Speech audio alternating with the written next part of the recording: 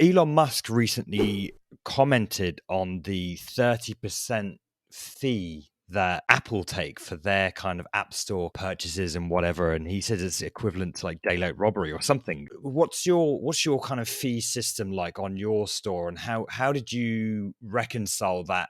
Obviously, one of you wanted to give these games away, pay as you want, and then the other was like, no, we need to charge for it. So obviously, there's morally, there's people stand in different areas when it comes to what does one deserve when you provide a platform versus sell the asset or the game or whatever. So how did that kind of story unfold, and where do you stand on that?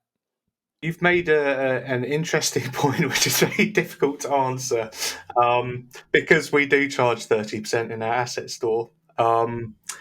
Now, I think the difference is the amount of time we've invested in the asset store is significant, and the amount of resources we've invested in it. So probably to date, we've probably run the asset store at a loss.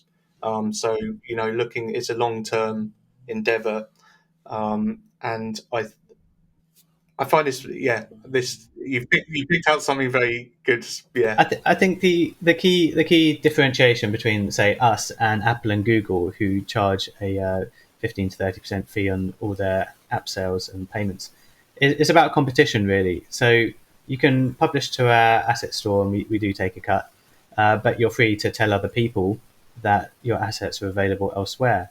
You're free to sell them elsewhere.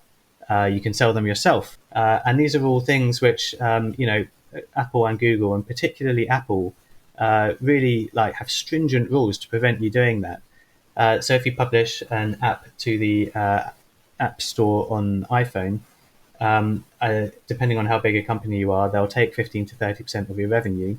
You're not even allowed to tell them that they can buy it anywhere else, like through the website. You're not even allowed to set up your own payment system or inform your customers about any of the alternatives, and you can get kicked off the App Store if you break the rules.